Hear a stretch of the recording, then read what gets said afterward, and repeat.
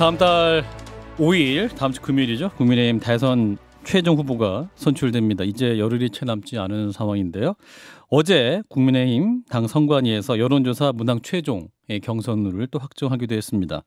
막판에 이르면서 후보들 간 신경전도 굉장히 치열한 상황인데 국민의힘 선거관리위원회 산하 여론조사 소위원장을 맡고 있는 성일종 의원을 오늘 스튜디오에 모셨습니다. 의원님 어서 오십시오. 예, 안녕하십니까. 성일종 의원입니다. 네, 진중권 작가, 우리 김성현 소장님 인사 나누시고요. 안녕하세요. 네, 네. 항상 전화로만 뵙다가 예. 아침에는 CBS에 금요일이면 자주 나옵니다. 아, 그렇죠. 네, 고정을 하고 있습니다. 예. 잘 나오시고.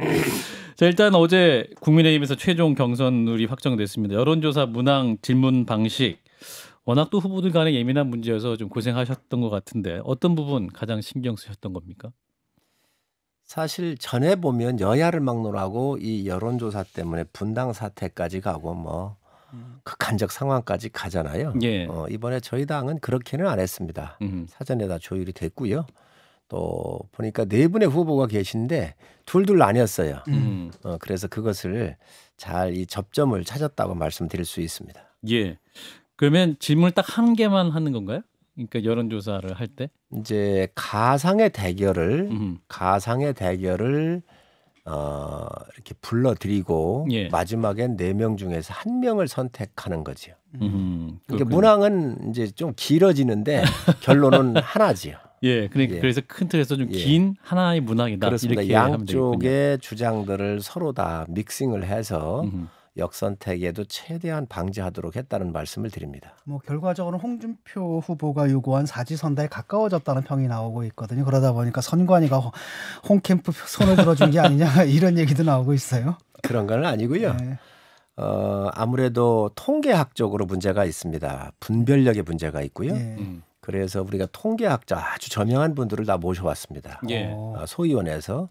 그래서 당원들의 묻는 이 질문하고 또 국민들한테 묻는 질문이 동일해야 통계학적으로 합칠 수가 있습니다. 그리고 분별력이 명확하게 해야 되고요. 그러니까 저는 이렇게 설명을 했습니다. 겨울철에 상의는 잠바를 겨울 두툼한 잠바를 입고 하의는 반바지 입고 다닐 수 있느냐. 그러니까 이것을 같은 옷으로 맞춰야 한다는 통계학의 원리가 있었고 또 분별력 4명 중에서 가장 경쟁력 있는 본선에서 이길 수 있는 후보가 누구냐라고 물어야 되기 때문에 거기에 이론적 근거를 두었기 때문에 비교적 다른 진영들이 네 곳의 진영들이 이 부분에 대해서 수용을 하셨다 말씀드립니다. 네, 원래는 이제 윤석열 후보하고 그다음에 유승민 후보가 이제 한 편이고 한 편이었던가요? 윤석열 후보하고 원희룡 후보가 원희룡 후보가 가상 대결을 요청을 했어요. 유사한 의견이었고 저쪽에 또 둘이 있는데 그 네 후보 중에서 아무도 불만이 없다라고 하는데 어제 한 인터뷰를 보니까 유승민 후보 측에서 약간 좀 이견을 제시한 것 같아요. 아주 이상한 괴물이 나온 것 같다. 그래도 받아들이겠다라고 약간 불만을 표시한 것 같고 이보다 앞서서는 유캠프의 유경준 의원 같은 경우에 이거 재심해야 된다. 이런 얘기까지 하지 않았습니까? 지금은 잠잠해지셨나요, 그분들? 유경준 의원은 아침에 또 제가 뵀지요. 예. 그런데 이제 가상 대결이라는 것을 앞에서 미리 설명을 좀 네 번의 가상 대결을 이렇게 저희가 질문을 던지거든요. 예. 그러다가 보니까 이게 너무 길다.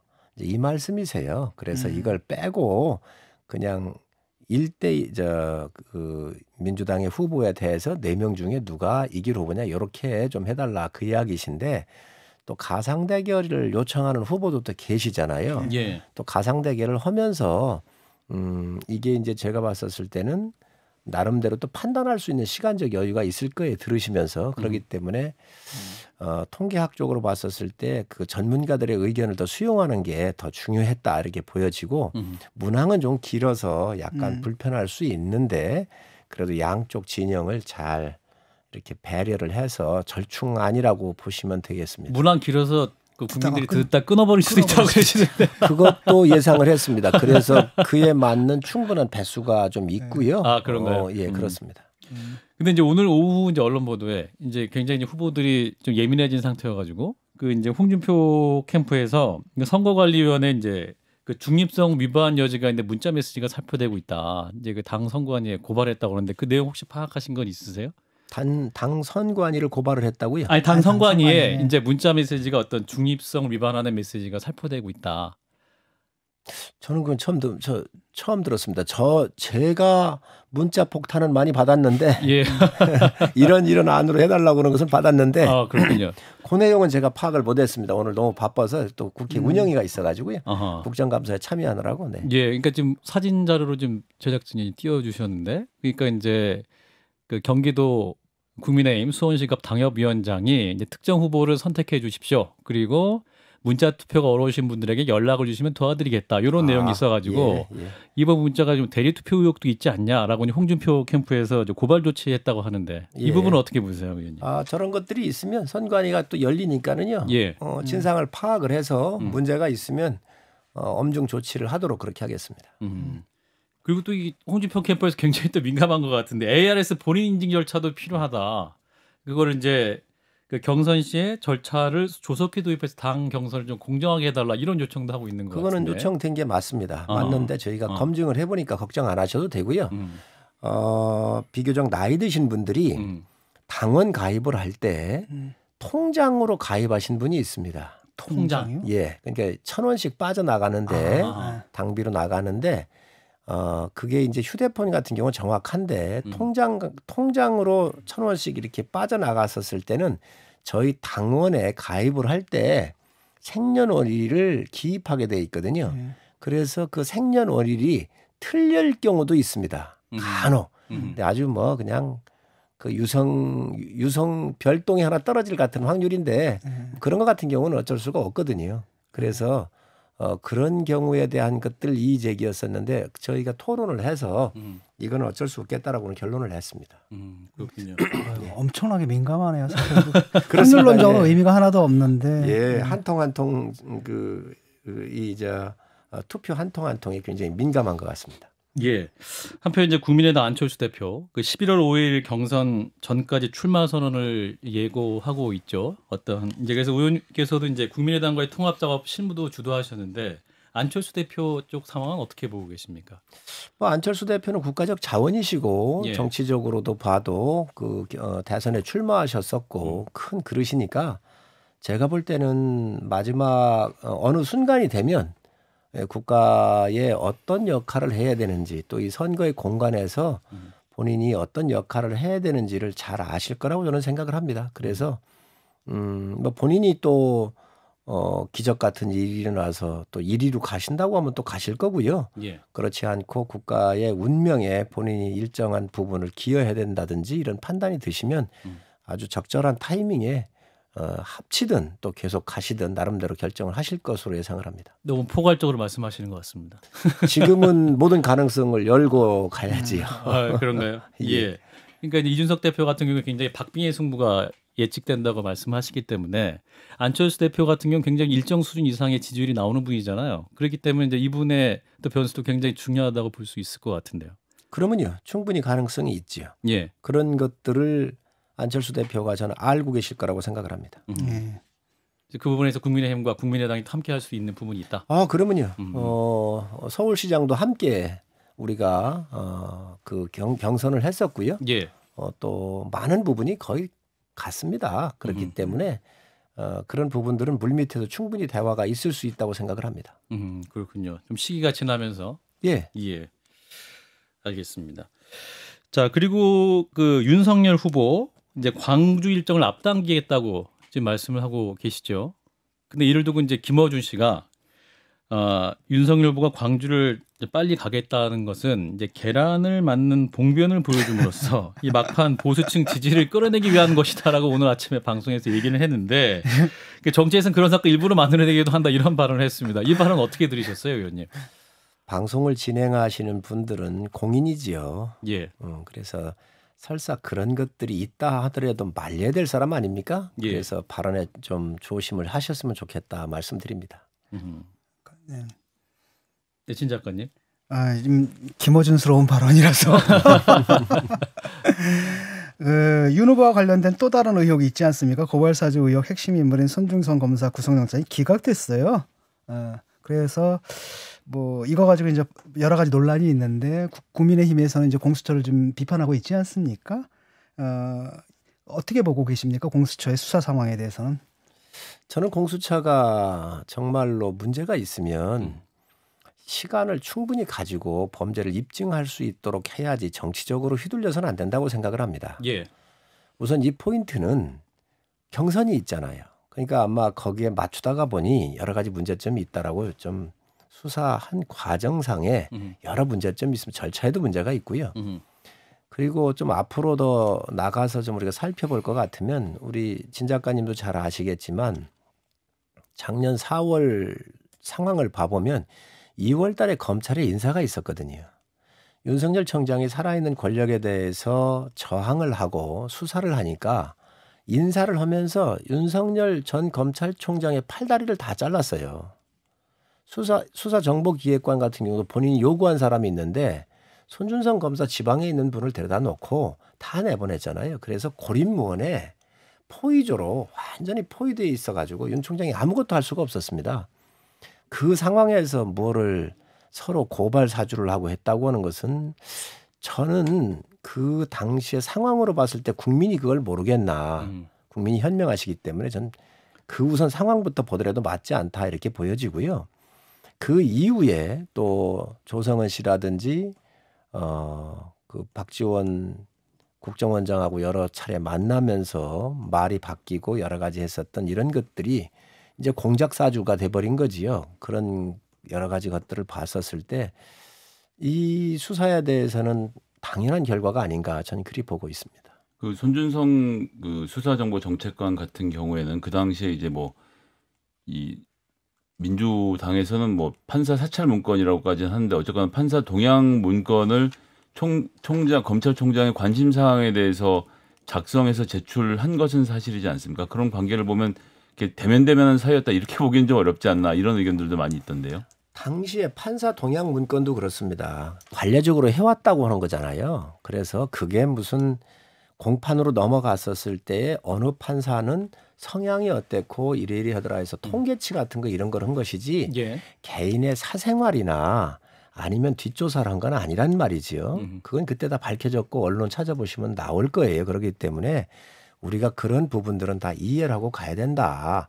저희도 무슨 일이 있었을 때 어느 기관장이 인사 온다고 그러면 저희 비서가 네이버 같은 데 들어가서 인물 뽑아옵니다. 학교 어디 나왔고 뭐 이렇게 했는지 다 나오잖아요. 예. 이 정도의 인물 기록을 했던 건데 이걸 가지고 판사 뭐 동향 파악을 해가지고 사찰한 것처럼 했던 것들은 잘못됐다고 생각을 합니다. 공수처도 어쨌거나 지금 11월 5일 전에 뭐 마무리를 지으려고 좀 무리를 하다가 구속영장도 거부당하고 스텝이 꼬였는데 국민의힘 입장에서도 이 문제가 좀 빨리 깔끔하게 정리되는 것이 좋아 보이는데 이게 좀 계속 시간이 끄는 거 좀 어떻게 보고 계십니까? 저는 시간을 끌든 빨리 끝내든 요구할 게 아니라 예. 공정하게만 수사해달라고 요청합니다. 민주당 공작하지 말고 공정하게만 해라. 그래서 제가 다른 방송에 나가서 그 얘기도 말씀드렸어요. 대장동 특검하자. 그리고 이 고발 사주라고 하는 것들이 있으면 이것도 특검하자. 다 특검하자. 예, 전 그래도 좋습니다. 예. 정말 저희가 봤었을 때는 윤 총장께서 그 당시 상황을 봤었을 때 물론 우리 당의 후보기 때문에 이렇게 얘기한다라고 또 들으실 분도 계시겠지만 예. 그 당시의 상황으로 봤었을 때 저는 그게 이해할 수 없는 절대로 총장이 개입할 수 없는 부분이거든요. 근데 이제 민주당 박주민 의원 같은 경우는 이게 이제 그 모든 당시 상황을 보면 이제 결국 검찰총장으로 수렴될 수밖에 없다. 그래서 민주당에서는 이제 수사 대상은 윤석열 후보로 갈 수밖에 없는 상황 아니냐 이렇게 주장을 하고 있거든요. 의원님 어떻게 답하시겠습니까? 뭐 정치적인 공세를 그렇게 하겠지요. 예. 당연히 뭐 그렇게 할 거라고 보여지. 지금까지 또 그렇게 해왔습니다. 예. 윤 총장이 개인적으로 보면은 평생을 공직에서만 근무하신 분입니다. 예. 또 우리가 정권 잡고 있었을 때 박근혜 정부에 대해서도 반기를 들고 다 국정원 수사했던 분 아닙니까? 그렇기 때문에 이분은 자기 관리가 굉장히 철저했어요. 그리고 문재인 정부에서 검찰총장을 임명할 때 이 분한테 의혹 제기했던 것들을 다 명쾌하게 됐다라고 선언을 하고 디펜스했던 것이 민주당 의원들이고 청와대였습니다. 예. 이 정권에서 검증해 준 분이에요. 그렇기 때문에 지금 와가지고 이런 것들을 얘기한다고는 우선 온당치가 않다고 보여집니다. 이제 이재명 후보하고 문재인 대통령 만남과 관련돼서 이제 야권에서 비판이 이어지고 있습니다. 거기에 대해서 또 뭐 이제 민주당에서는 이명박 대통령과 박근혜 후보 만나던 때에도 정권 재창출을 위해서 노력하자 이런 이제 공동의 입장까지 발표를 했는데 지금 그런 게 무슨 문제느냐. 사실 뭐 그때도 민주당이 그것과 관련해서 비판을 많이 했었는데요. 그 의원님 보시기 지금 어떤 부분이 좀 구체적으로 문제가 된다고 보십니까? 그렇습니다. 그 김대중 대통령은 노무현 대통령 후보를 만나셨고요. 예. 이명박 대통령은 박근혜 후보를 또 만나셨고 다 이렇게 왔다 갔다 했습니다. 예. 그리고 그 당시에 그런 상황이 있었을 때 반대쪽에 있는 당에서 비난 성명했던 것도 맞고요. 예. 그러나 그거를 전례가 있었기 때문에 그걸 그렇게 합리화시키는 것은 저는 온당치 않다고 생각합니다. 이번 케이스는 대장동을 비롯해서 이재명 지사가 수사 대상에 있는 사람이에요. 서울중앙지검장이 수사 범주 안에 있는 분이라고 확인을 했거든요. 그리고 이 어마어마한 단군 일의 최대 부패 스캔들이 연루되어 있는 또 조폭과 연루되어 있는 이 후보가 대통령을 만난다고 하면 이 사건이 종료하고 난 이후에 만났으면 오히려 모르겠는데 이 사건이 진행되고 있고 피의자가 될지 범죄자가 될지 또 민주당 의원들도 경선 기간 중에 구속도 될 수 있는 사람이라고 얘기를 서른 의원께서 하셨잖아요. 이런 여러 가지 상황에 있었을 때 문재인 대통령은 여야를 뛰어넘는 국가의 최고 지도자이십니다. 예. 자당의 후보로서 만날 수는 있을지 모르지만 국민 전체를 보고 만나야 되는 것도 있으시지요. 그렇기 때문에 아주 부적절했다고 판단하고 있습니다. 윤석열 후보는 이제 이거에서 같은 입장으로 굉장히 비판을 하시면서 이제 관권 선거 우려까지 말을 하고 계시죠. 그러면서 대통령에게 중립 내각으로 개편해라 이런 요구도 하고 계신데 의원님 어떤 의견이세요? 저도 같은 생각입니다. 그 이재명 후보가 대통령을 만나신 것은 범죄 수사를 받고 있는 대상자한테 검찰이나 경찰한테 수사의 가이드라인을 준 거 아니겠습니까? 중립성을 훼손할 수도 있는 거 아닙니까? 네, 아니 대통령이 경찰청장, 검찰총장 다 임명하지 않았습니까? 그렇기 때문에 임명권자가 범죄 수사의 대상에 올라 있는 사람을 만났다고 하는 것은 수사의 가이드라인을 제시한 거라고 볼 수도 있기 때문에 지금 윤석열 총장이 이야기하는 것은 그걸 더 뛰어넘어서 이 정권 자체에 대해서 그러면 중립적인 내각을 좀 만들어 나와 행안부 장관, 총리, 뭐 그 검찰총장 이런 여러 가지가 되겠지요. 그래서 예. 저는 그 요구할 수 있다고 보여지고요. 전에도 그렇게 요구를 많이 했고 때로는 그렇게 수용을 한 적도 있습니다. 예. 어제 청와대에 대한 국정감사가 있지 않았습니까? 그때 그 운영위 국감에 그때 유영미 대통령 비서실장이 대장동 개발 의혹에 대해서 청와대도 굉장히 비상식적으로 보고 있다라고 말했거든요. 근데 이게 참 제가 메시지가 혼란스러워가지고 한편으로 대통령이 그 후보를 만나면서 청와대에서는 또 이런 메시지를 내는 게 혼란스러워서 어떻게 해석하고 계세요, 이걸? 사실 현장에 제가 있었잖아요. 네네. 유영민 비서실장 같은 경우는 비교적 유연하신 분이죠. 그리고 옳은 이야기도 이렇게 하시고 하는 분이시라고 저는 알고 있고 또 그런 면에서는 대통령을 잘 보좌하려고 노력을 하고 계시다. 또 이철희 정무수석도 민주당의 의원으로 있을 때 비교적 쓴소리를 많이 했기 때문에 그래도 다른 한편으로 바이어스 됐던 참모들로부터는 조금 나으신 분이라고는 평가를 야당에서도 하고 있습니다. 예.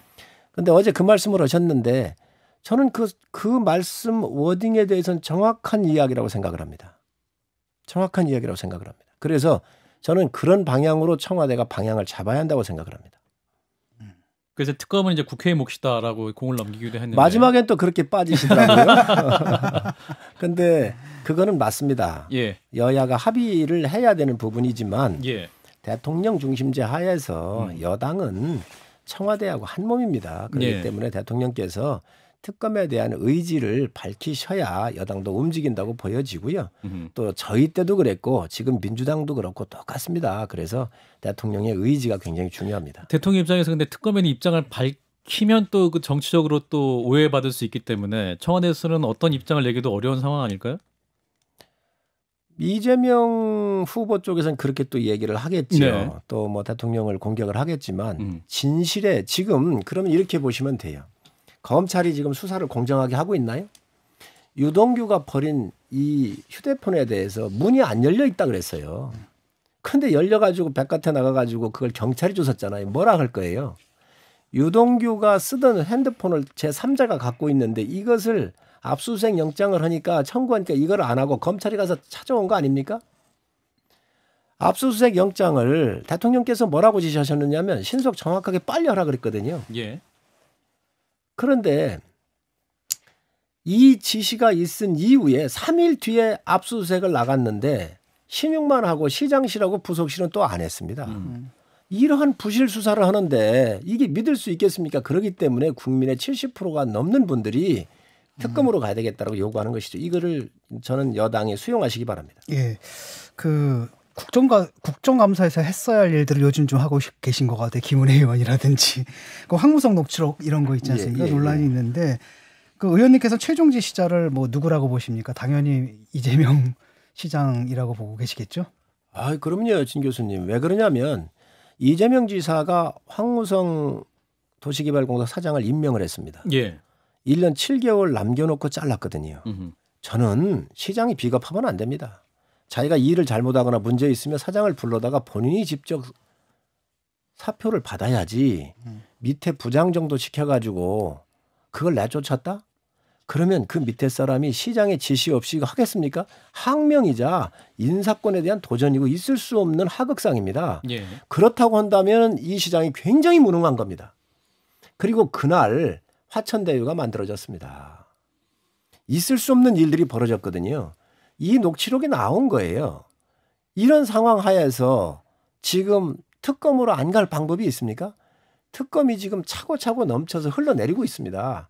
이거를 여당이 안 받으면 국민적 저항으로 갈 수밖에 없지요. 근데 이제 황무성 사장의 경우에 이제 오늘 한겨레 신문 보도가 오후에 나왔는데 이제 성남도시개발공사 사장 퇴임 전에 그 사기 혐의로 재판을 받았었다.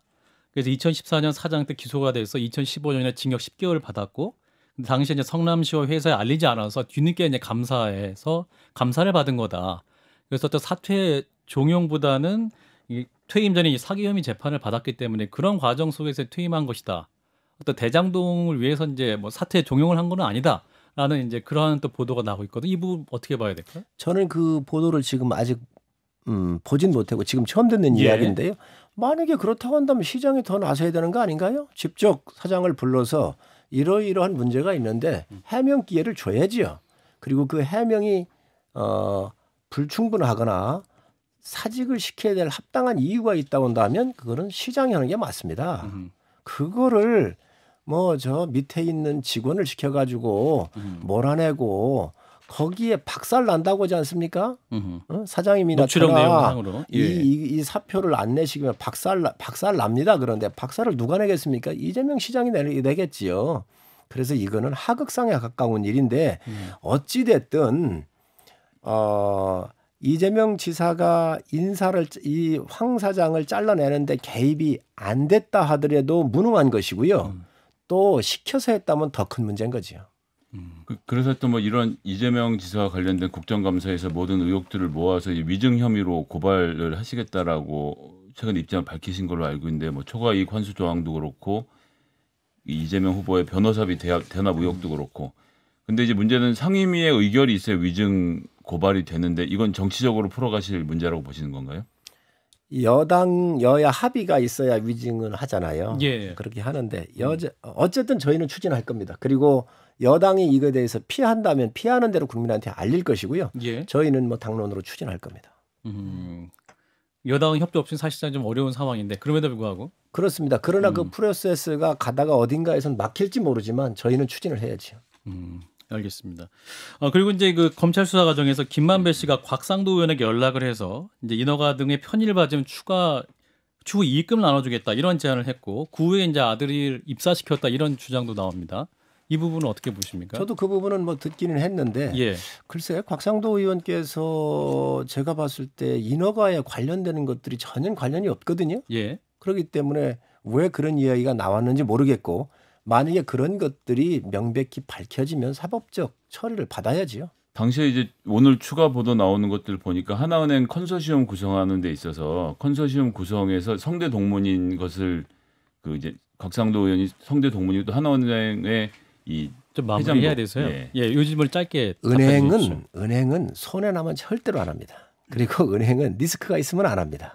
그렇기 때문에 누가 소개를 할 수 있을지 모르지만 알겠습니다. 검토 단계에서 은행이 손해 나면 안 하는 게 생깁니다.